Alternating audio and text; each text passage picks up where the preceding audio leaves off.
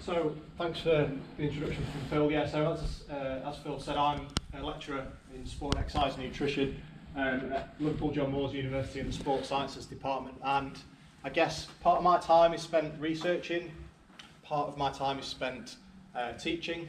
I like to do the research more than I like to do the teaching, to be fair, but it is what it is. Some of my research, I guess the bulk of my research really focuses on obesity and type 2 diabetes, so it's a bit away from what I'm going to talk to you about today, which is obviously physiological testing, but the principles remain the same. Whenever we get someone in the lab who's obese, overweight, we ultimately want to help them maybe lose weight but improve their health.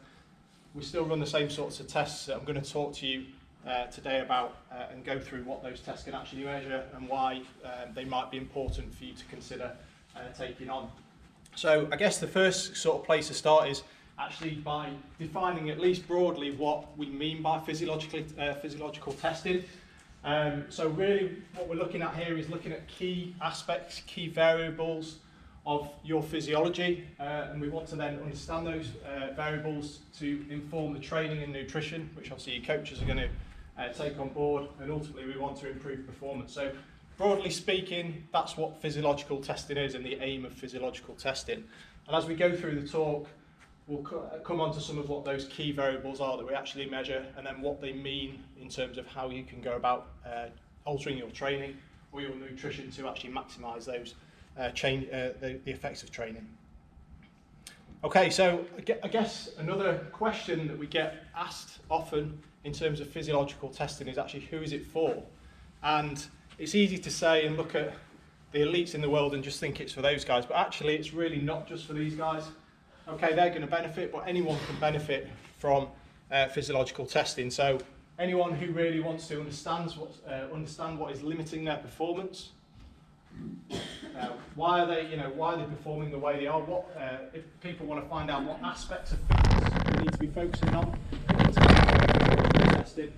And the key point I think to mention here is that we really want to track progress over time. So it's good to come in the lab, have this testing done, and we can employ a block of training that your coaches are going to inform you of, and then we can see how that changes some of these key aspects and key variables that we can test in the lab.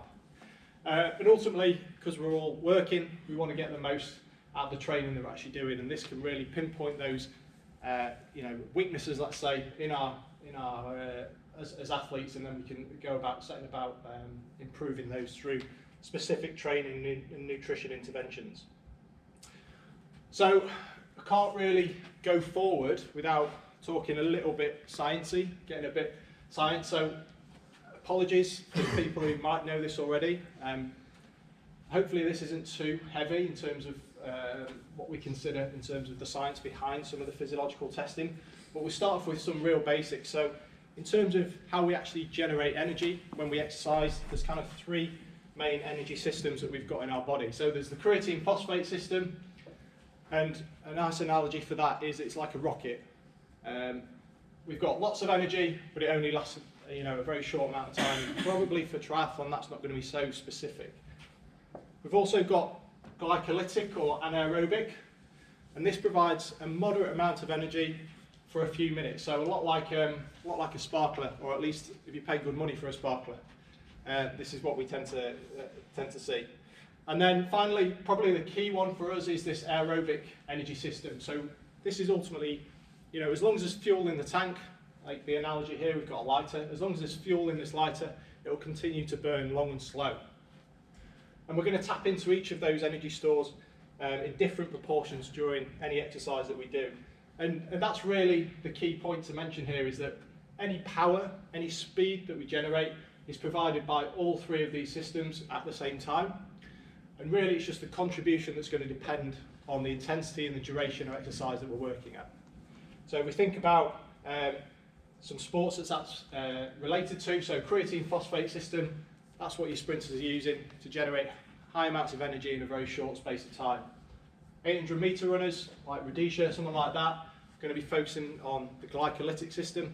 Most of their energy during that 800 metre rep is going to be coming from that energy system. And then obviously you've got your triathletes, Lucy Charles-Barkley, most of her energy is going to be coming from the aerobic system. So then just to touch, I guess, on the key ones for triathlon, we've got the glycolytic anaerobic system. The key point here is that there is no oxygen required for this system to run. And the key substrate and the only substrate for that system is carbohydrate. And ultimately, this system we describe as determining how much lactate we can actually produce. So lactate is only derived from carbohydrate. So when we burn carbohydrate, we generate lactate if no oxygen is present. So if we think about that in the body, we've got carbohydrate, we've got a couple of stores, muscle glycogen, carbohydrate within the muscles that we've got a decent amount of. We've also got blood glucose, which is coming from the liver, our liver stores. And ultimately in this system, we generate lactate as the end product. No oxygen, we generate lactate. The aerobic system obviously requires oxygen. And the key point here is that it determines how much lactate we can actually combust or use, metabolize, or burn, as we say, and recycle essentially. So in that system, carbohydrate again is broken down, but the end point this time is the pyruvate. Don't worry about remembering that too much, but just remember that actually we produce a small amount of lactate with this system, and when we produce that lactate, we often recycle it.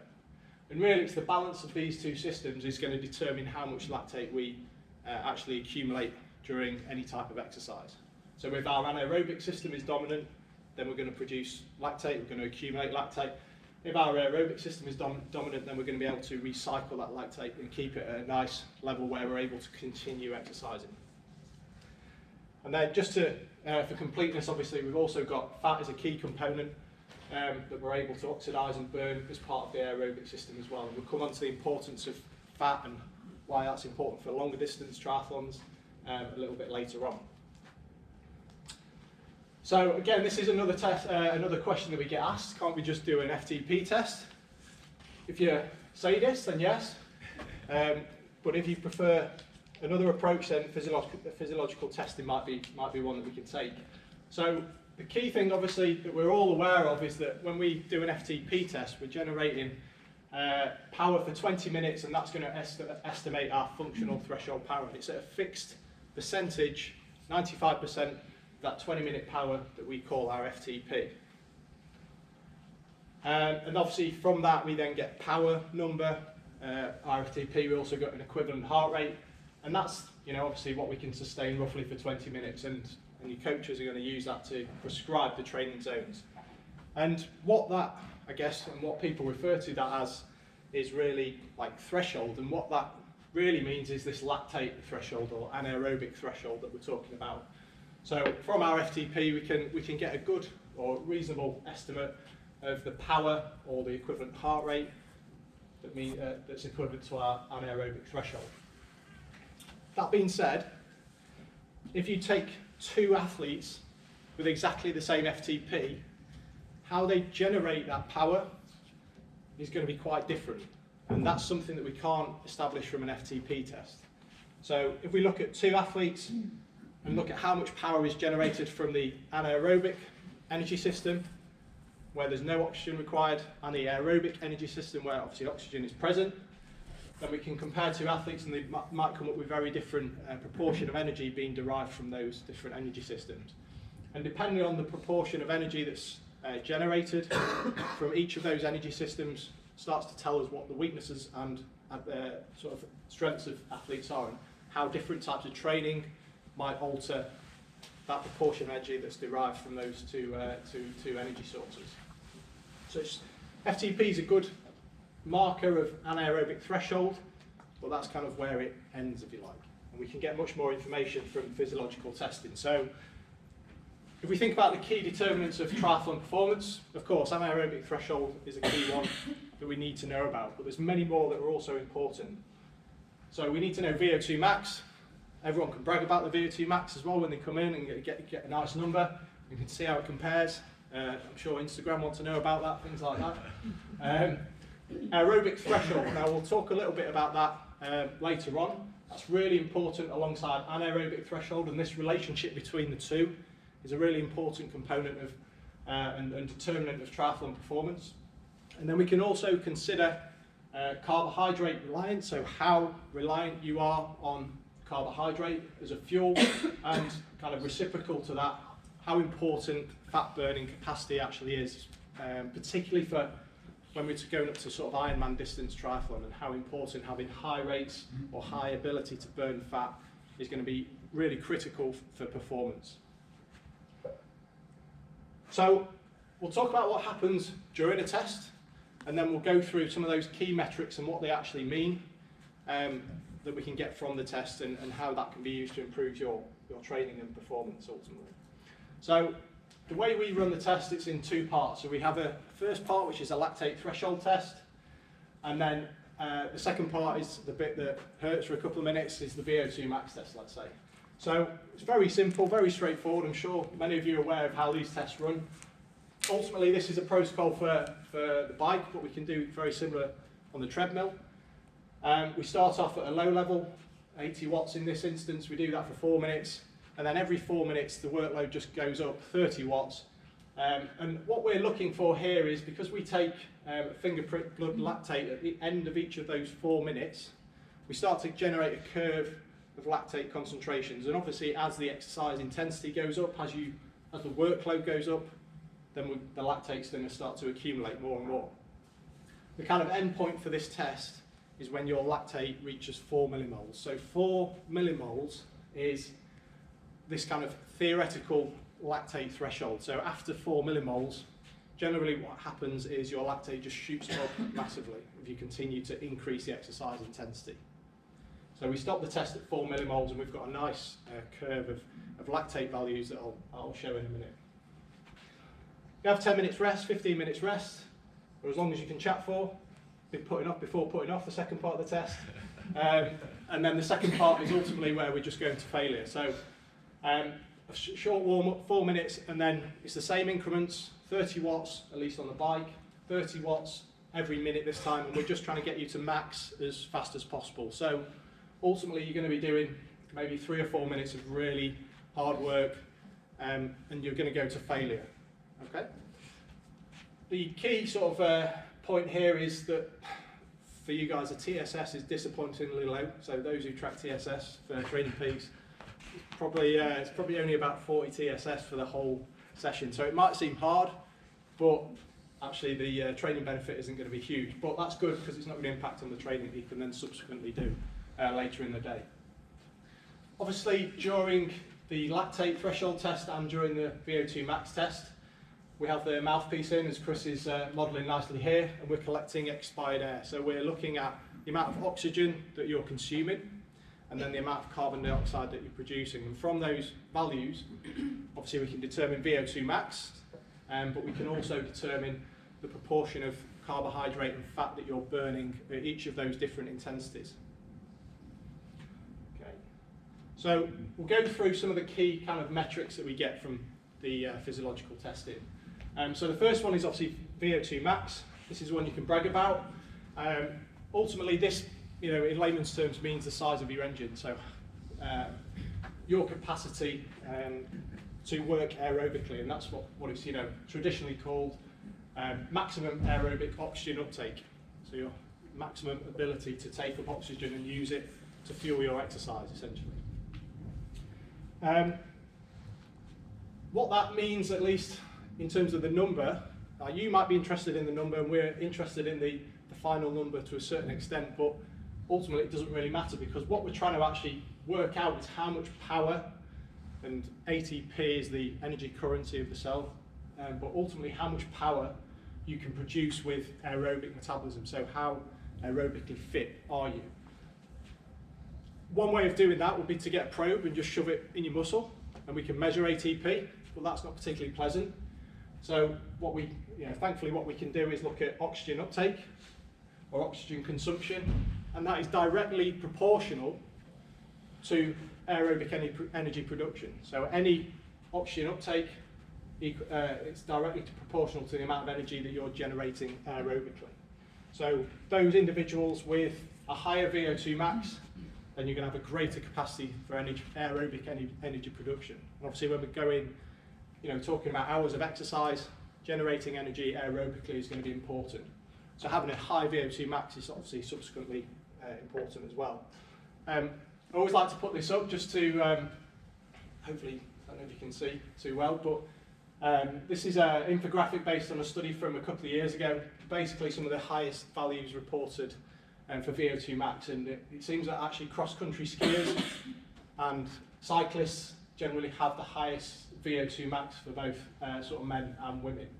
Triathletes, unfortunately, weren't included in this study, but it starts to give you an idea of where you sit. So perhaps, at least for guys, some of the highest reported Vo2 Max values are like 95, which is ridiculous. I'd say like Phil's been in probably just over 60, 64 I think you were when you came in, something like that.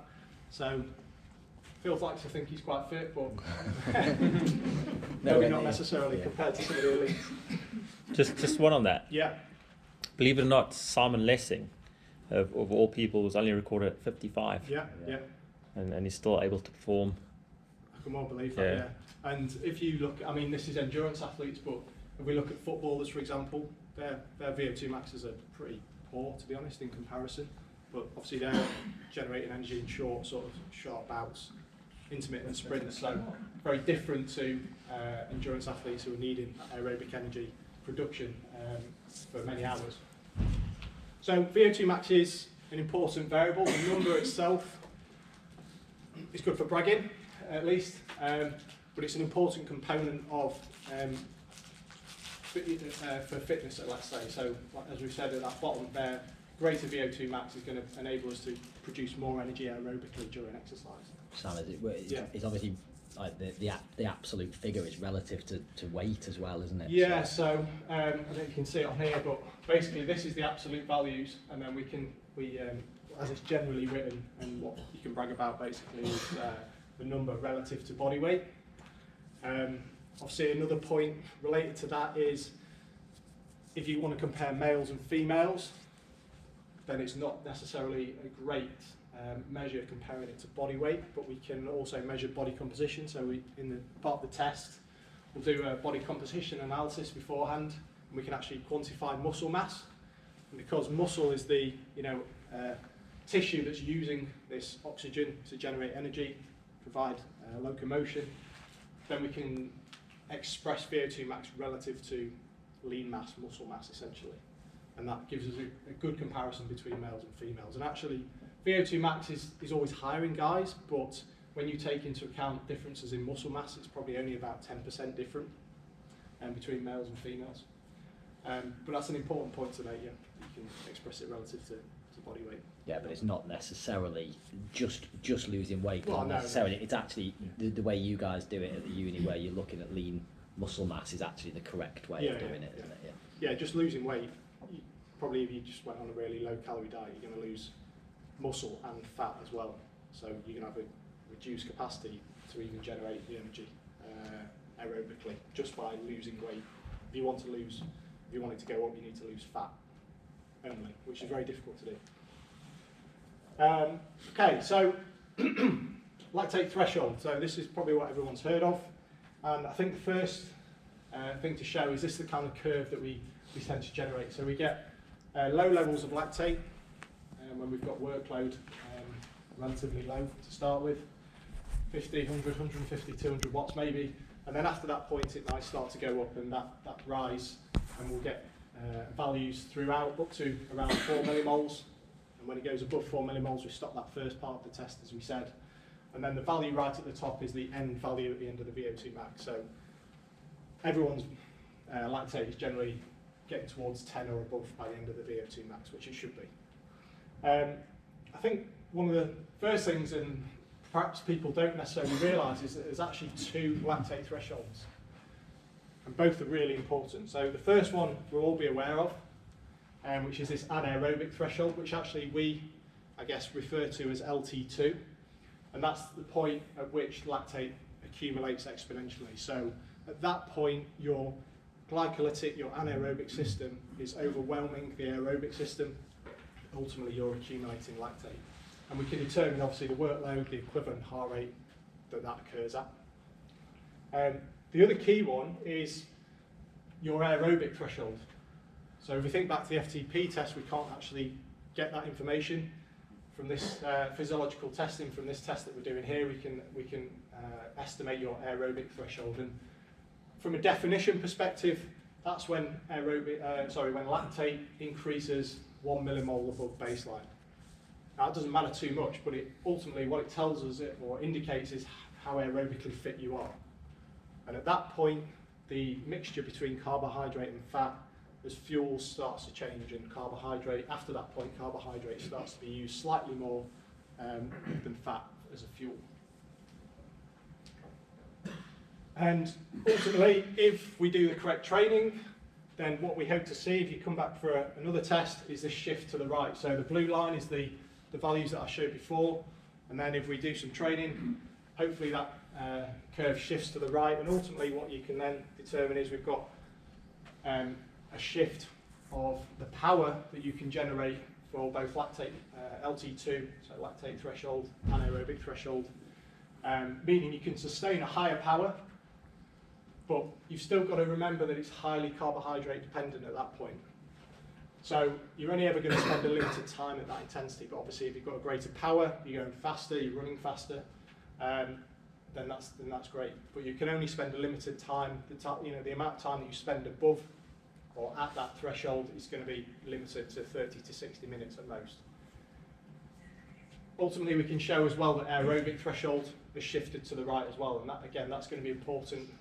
Maybe when we're thinking about Ironman distance racing, we're on the bike for many hours. If we can cycle at 30 or 40 watts more for that period of time without accumulating any more lactate, then obviously we're going to improve performance, we're going to go faster. Okay, so the final, or the critical thing I think that's maybe overlooked as well is substrate use and the energy that we derive from carbohydrates and fats at each different intensity, and how that is actually going to influence performance as well in triathlon. And the longer we go, the more important fat becomes as a substrate. Obviously, we've got high levels of fat in the body. So if we think about where carbohydrate is actually stored in the body, we've got it in the muscle and in the liver, but we've only got a limited amount in there. So we've got around 70 to 100 grams in the liver, and then 400 to 500 grams depending on training status, sex, all these different things in muscle. So in total, we've got about 600 grams of carbohydrate, probably as an upper limit, stored in the body. So obviously, the longer we go, tapping into our fat stores is going to be crucial.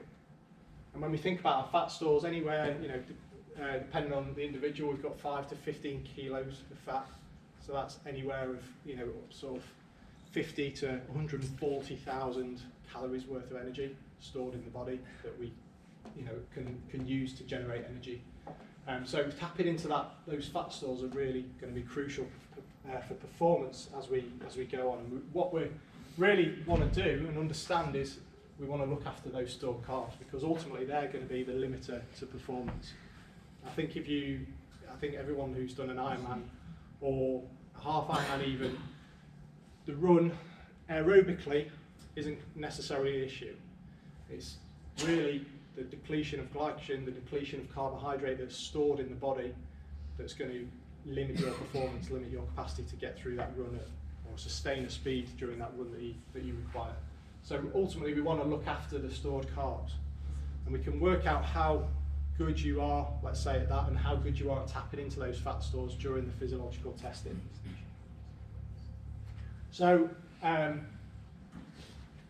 there's been a bit of research over the last sort of 4 or 5 years on Ironman performance, a little less on 70.3, but certainly Ironman, and it's shown that time and time again, fat oxidation, our ability to burn fat, is absolutely critical as a performance indicator in those events. So just as an example, I've taken this figure from a paper last year that kind of modelled fat use and carbohydrate use during an Ironman event. And I've just taken one sort of lot of figures from this, but there's many more relative to the level of different athletes. So this is an individual who's doing the bike leg, approximately 5 hours of an Ironman event, 225 watts. And we've got an example of what we would class a good and a bad fat burner. So a good fat burner has a kind of fat burning rate of 1.1 grams per minute. You don't need to worry too much about that value. And the bad is around half of that, so 0.5 grams per minute. And then in the kind of yellow-green bars, we've got carbohydrate, the total carbohydrate cost during that 5-hour bike leg. And then in the blues, the fat cost. And hopefully what you can see is in the good fat burner, they're preserving or using much less carbohydrate that they've got stored in the body compared to the bad fat burner, so who's doing 768 grams of carbohydrate. Now, those figures are all very well and good. Let's put it in some sort of context. When we think about those stores that we've got, we said initially it's about 600 grams as an upper limit. So we can already see that the bad fat burner is going to be struggling at some point. They're going to have to put a lot more carbs in to the body to kind of maintain that intensity. So if we look at let's look at the good fat burner to start with, 339 grams of carbohydrate, that's 68 grams per hour. So about 3 gels an hour that they're going to need to take on during that bike leg. Now that doesn't sound too bad, but you really need to train your gut, which is another kind of point that we need to come on to, I guess, to deal with that amount of carbs. So if we take on 68 grams of carbs per hour, your gut's got to be prepared to deal with that. And also when we take on 68 grams, our ability to take up and use every single gram of that carbohydrate is actually restricted. So if we take on 68, we're probably actually going to only use 55 at most, depending on the efficiency of how that's taken up from our gut as well. So that's not particularly easy to achieve, I wouldn't say, even for someone who's a good fat burner. Look at the bad fat burner, then I'm not recommending doing 6 and a bit gels an hour, but that's what you might need to do. And the upper limit of carbohydrate uptake from the gut is really 90 grams per hour. And actually, if you want to do 90 grams per hour from your gut, like there's not many people, I wouldn't say, in the world who are able to do that. If you want to do 90 grams from your gut, you need to take on about 110 grams. So there's 20 grams that aren't being taken up necessarily. So actually, this becomes completely pointless. You know, you're really struggling if you're such a poor fat burner at 0.5 grams per minute, you're going to be a massive detriment when it comes onto the run, because there's no way you're going to be able to refuel that much. Sam, and these are numbers that like we're seeing come out the lab on a regular regular basis. These are numbers, like. yeah. So I'll hold my hands up. My fat oxidation is about 0.5 grams, and I thought I was like, all right. I do a lot of fasted training, which we can talk about in a minute, but I thought that would help my fat oxidation. But to be honest, like 0.5 is like fairly high for what we're seeing for the majority of people. Like there are some people who are higher, but quite a lot of people are down in that level. Yeah, sorry. So can you change your? You can change it, yeah. Which we can come on to in a minute. Yeah, we can start to think about different nutrition, different training to do that. Go on, Ahmed. So, obviously, I think for me, being the thicky gym, right, is taking that into context about what energy system. If my threshold is 400 watts and I'm at 225, I'm using a different system to someone whose threshold might be 260, but doing 2. So, how does the intensity and the systems that you're using impact your the real reliance on carbohydrates? A stando riding 225 for 5 hours is very different to say me riding. So I'm going to need probably a lot more calories. That's right, yeah. But ultimately, if I'm carbohydrate dependent, I'm going to have to find that through carbohydrate. Yeah.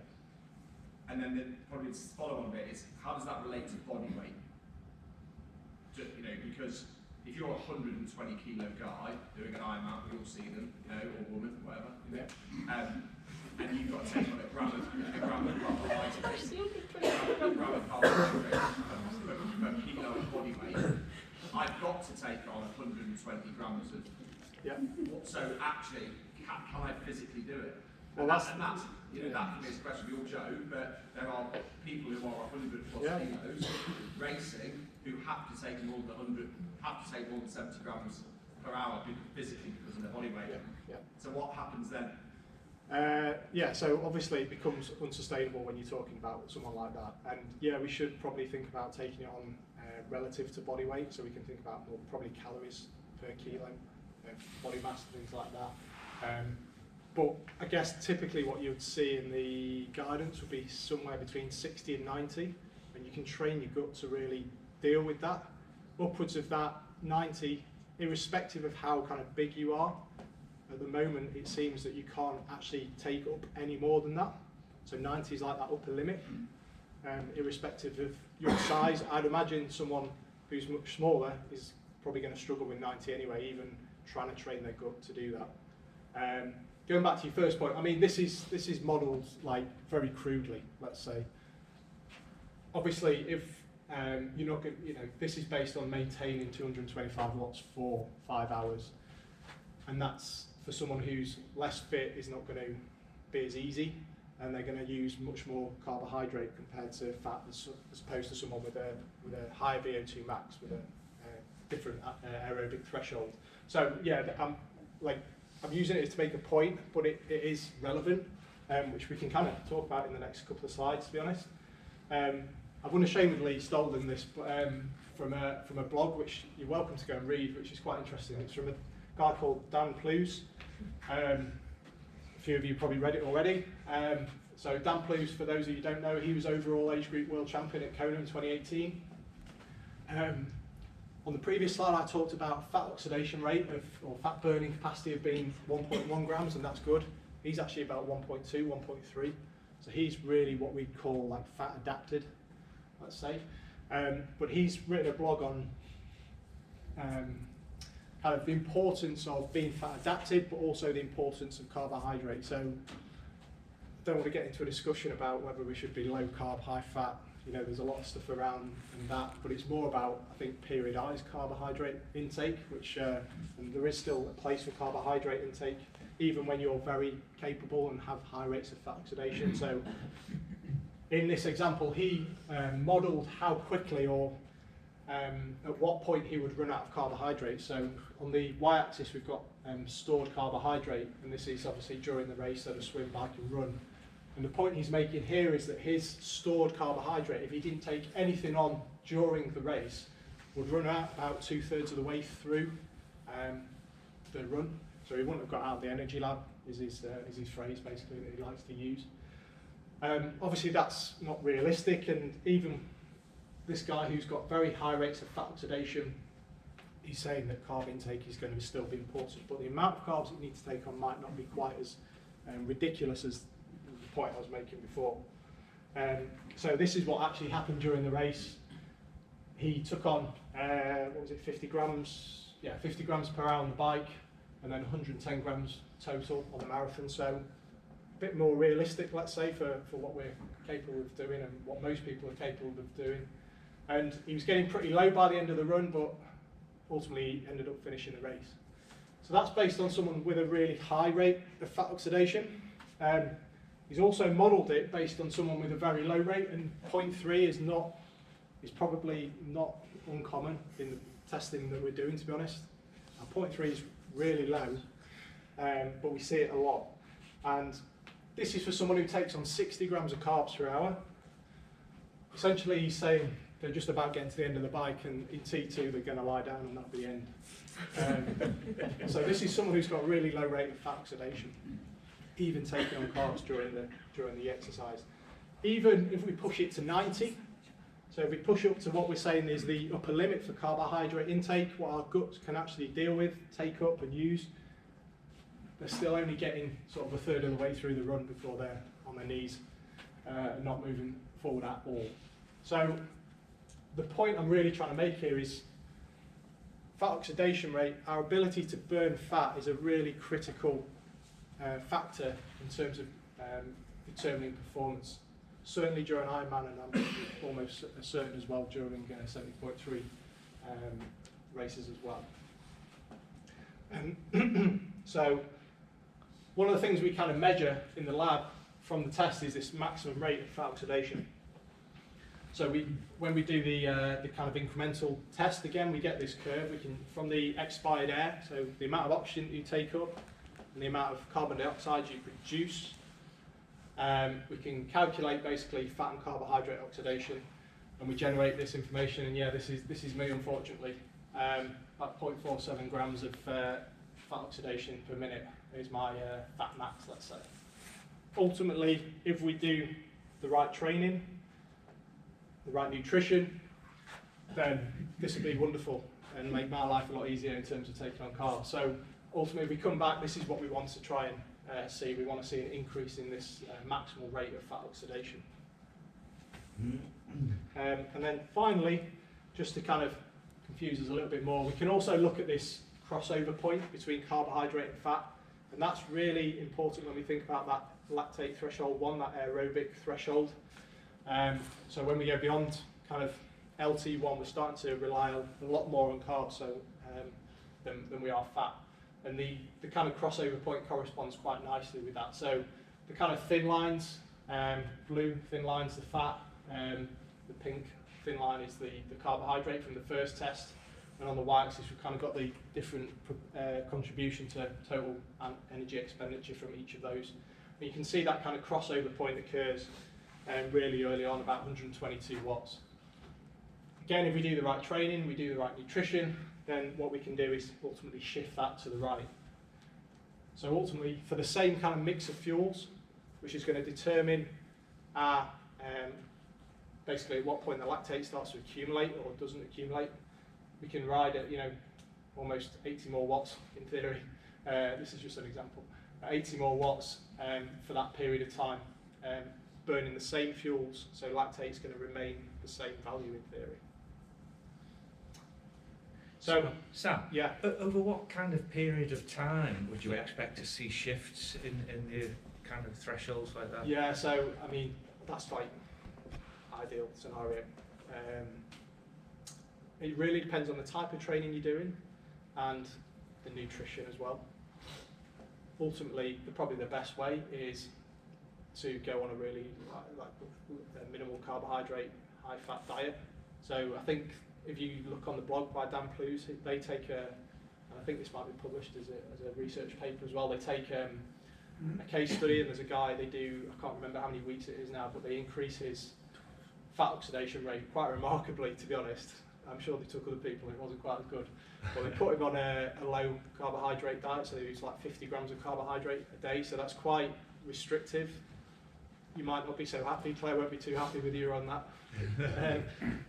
It was quite a short period of time. It's quite about short. 12 weeks. Yeah, it was only about 12 weeks, so you can get shifts in this capacity to oxidise fat. At least, yeah, if you're strict with your diet. What we don't really know is what's that. Didn't they go from about 0.4 or 0.5 to 1.1? Yeah, so that's what I mean. It was 8 to 10 weeks. Yeah, it was ridiculous. Well, that's very, very extreme. Yeah. There's a very individual response to this, isn't there? There's- Is there something different between girl and boy as well? Yeah, we don't really know, let's say. I thought it was, yeah. The research really hasn't been done. It's always been done on boys, hasn't it? It's always on. Yeah. It's always on Never on guys. girls, is Yeah. Generally speaking. Has ever.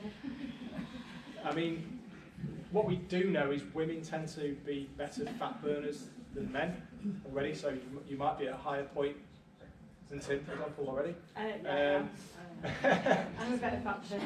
So yeah, women are a kind of advantage in that respect already.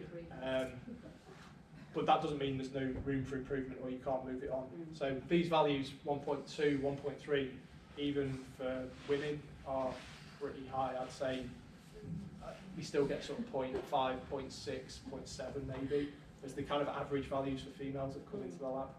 In terms of like making this shift, that like you mentioned, like changing diet, but like changing training as well, and Yeah. there's a lot of what you're talking about here is like, everyone's like thinking a lot about like the LT2 or your anaerobic threshold, because that's where like the hard sessions are, and this is like the unsexy part of training, isn't it? Just like manipulating LT1 and those long slow runs, and that we like preach about easy is easy, and there's a reason it has to be below a certain level. Yeah. So going in the lab to find out what your Vo2 Max is maybe, and your LT2 is one thing, but it's so important for anyone racing, even sprint distance or above, to know what LT1 is if they want to shift this area because it's just as important area, isn't Yeah, it? So yeah. I mean, it's pretty clear looking at that if you can cycle 80 watts, I mean that's okay. That's just an example I've taken off the top of my head, but 80 watts more for the same mix of fuels, you're going to get the same level of lactate in the blood. You're going to be able to maintain that ultimately, that level of lactate. That's pretty big in terms of performance improvement. So, there's a lot of debate around the most appropriate approaches to do that. Low carb, high fat diets are one, and it's very, like Phil says, it's quite individual. 50 grams per day that we talked about as an example, that's very low. You might be miserable. one way it can be, a lab test. Yeah. Go away, try something, and get another lab test Yeah. is the only way to find out if it's truly working. I think the thing I'd say about a low carb, high fat diet is you'll know if it's working quite quickly if you're strict with it, of course. You can probably work out over probably 4 to 6 weeks whether it's going to have any benefit for you. I talked about 50 grams of carbs in that example, but we don't know what the kind of lower limit is, the upper limit for carbohydrate intake to induce those changes. So if we doubled that 100 grams a day, for example, of carbohydrate, we might not be quite so miserable. I'm sure how much of a shift can we create to the right? We don't really know yet. The research hasn't been done on that. So there's no kind of graded response that we can say, have this much, you'll get this change. But it just gives us an indication that going back to overall, what we're looking at here is the rate of fat oxidation and how important that is, and it gives us an indication of where those weaknesses are for people. So anyone who's, certainly for Ironman, anyone who's got desires to do Ironman and 70.3, understanding this relationship, I think, is really important, and it's going to help you think about how you're going to race and how you're going to fuel as well. Okay, so just to summarise, obviously some of the key metrics that we're taking out. So FTP, great, we can measure lactate, anaerobic threshold, but we're missing out on some of these other bits of data that are incredibly important and really important part of the puzzle in terms of performance. So I think the key one for me is this aerobic threshold that we just don't know with the FTP test. And then this capacity to burn fat and how reliant we are on carbohydrate. And then we can think about the types of training, the types of nutrition that might be important to kind of create that shift. And we talked again about low carb, high fat diets, but fasted training is another way. Those who've heard of glycogen depleted training, things like that we can start to think about. But it's a real balance to create that shift. But I'm sure every coach has got thoughts on that. Sam, Yeah. as perhaps one of the older athletes in the room, I'm quite interested to understand what age impact has on the metrics that you're talking about. So Vo2 Max is going to come down a little bit, let's say, based on age, but there's still what we call master athletes. I'm going to call you a master athlete because you've been exercising all your life, who still have pretty high Vo2 maxes, so it doesn't drop off hugely, let's say, dramatically. In terms of aerobic thresholds, in terms of capacity to burn fat, again, the research isn't really there in terms of what or how age can impact it, or it's not been explicitly kind of investigated. It might be something as kind of side point in a study, but no one really knows, at least related to performance, how fat burning capacity changes with age. Again, it's going to come down a little bit, but to what degree, we don't really know. But I think, for me, the important thing is that whatever age you are, you can still improve these things. So it's not like you're fighting an impossible battle, let's say, to shift this. And you can still make the shift whatever age you are, and that's why there's so much research, let's say, about for older people, being active, the importance of being active, because you can still make that change when even at that age, and your body still responds. Thanks. As part of the testing you've got on there, I know some of the figures are quite high. For those that Yeah. maybe are going to max out at 200 watts, you're only going to get a couple of testing points. Is it still going to be as beneficial for those people? Yeah, so we can, well, what we'll start probably at a lower point in the test as well, so whether that's running or cycling. The kind of more points on that curve, the better, let's say, so we can adjust it accordingly based on people's fitness, and that's what we tend to do. Yeah. If you decide to come in and do this testing, would the amount of fatigue you're carrying from your normal training impact the test? Yeah. So is it something we need to work with the coach so we know we're coming in for testing on this week and we get the testing in place for the test? Yeah, I'd say you don't want to carry too much fatigue into it, just then the numbers mean something. Probably 1 or 2 easy days, I think, before. Yeah, like you would before an FTP test, 2 or 3 days easier, and you should be fine to go into it. You don't need like a 2-week taper for it, that's for sure. Sure. Sam, Yeah. I don't know if you mentioned while I went out as well, but obviously for the fat burning and the carb stuff, we need to get in early in the morning, don't we, to do Yeah, fasting so as well. we generally run these tests in the morning. So you need to come in not having had breakfast, so in fasted state. That's just for control, so then if you come back in at another time, we can just say don't eat anything again, and that's not going to impact, because obviously if you come in having had a high carbohydrate breakfast one day and then nothing the other day, then that's going to impact on the substrates that you're using. Plus, it's not great cleaning up the mess after a max test No. eating food, is it? No. Cocoa pots all over the floor is not particularly great. Cool. Any more? Got any other questions? I suppose the only other one would be like the you mentioned like your FTP is 95% of your 20-minute test. Well, that is like a really vague figure, because some people it can be like 85%, probably be 97%, and it because of like the anaerobic contribution. Whereas the figure you're actually getting here is, although some people might leave slightly disappointed that versus their 20-minute power that they've done, their FTP looks a bit low, but that's just relative to like what you can actually do aerobically, isn't it? Yeah, So the figure's pretty accurate. Yeah. So I was happy because mine was higher. mine was lower. So, but yeah, it's but at least you've got the right numbers to train off, and that's what it's all about. It's not about what the number is. It's about just having the right numbers to move on with, and then hopefully next time you get tested, it's and it things like you can take the information from this, and then if you don't go back to the lab, you sort of know what percentage of your 20-minute test your FTP really is. So it's not like you have to go to the lab every 6 weeks once you've started the process. You can like use the information from it going forward. Yeah. I'm a guest today, I'm not coached by Total Tribe, but if I was to go about organising testing, would it be for yourselves? Yeah. or Yeah, you can should I- just make contact with us. So I can still organise it even though I'm not coached? Oh yeah, absolutely. Yeah.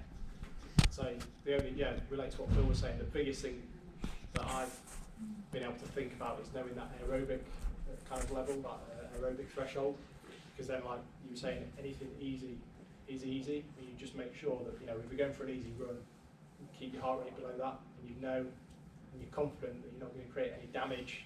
You're still going to challenge your aerobic system, you're still going to get base training, but you're not overworking that system, you're not moving towards LT2, you've got confidence in what you're doing.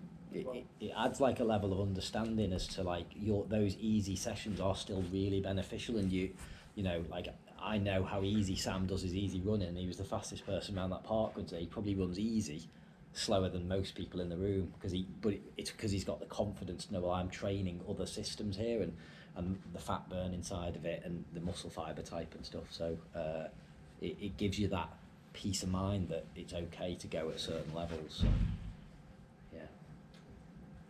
Could it be used to ascertain what would be the best distance for you to what events to enter? Yeah. Suited to Ironman or half Ironman or sprint? I guess so. There is studies that have tried to characterise like key performance indicators across the different distances.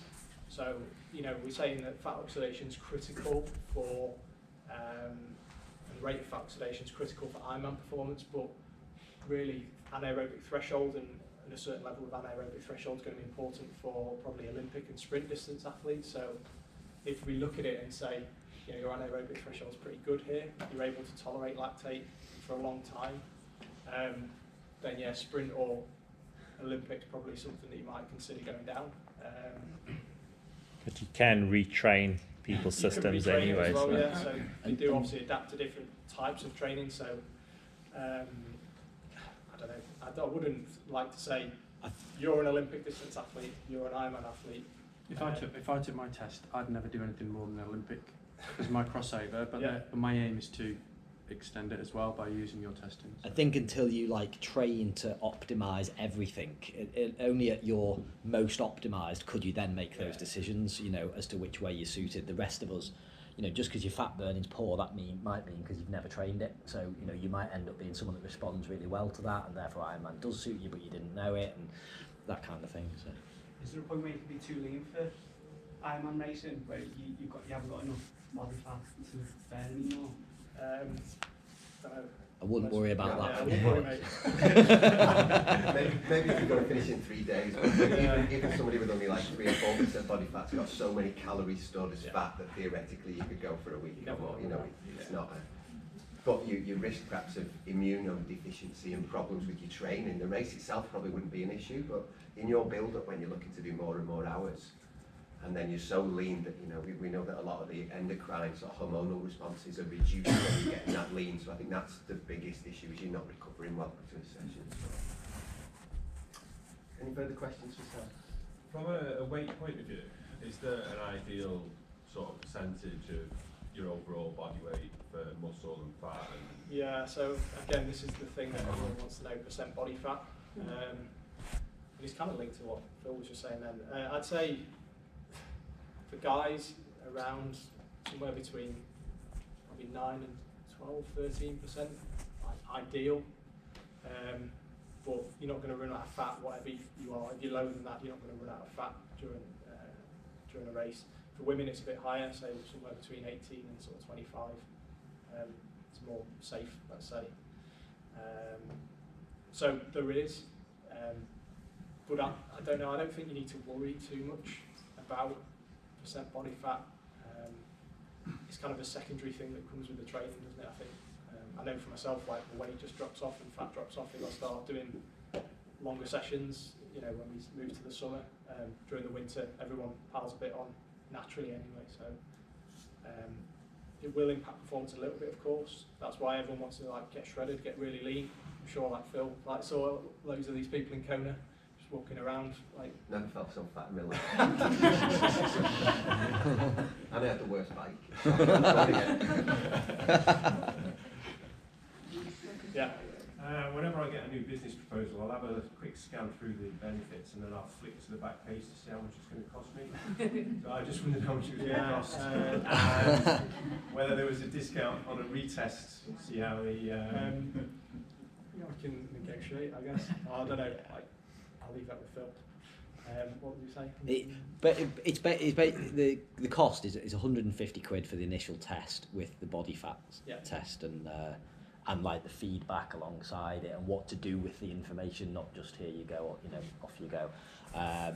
People that want to like retest and stuff, we can, you know, because there are maybe parts of the test you might skip because it'll be certain things you're looking to focus on as well, so it might be shorter, easier to feedback on, and it would depend on that. But yeah, it's not the same every time if it's not the whole test. Like for example, you probably wouldn't need a DEXA scan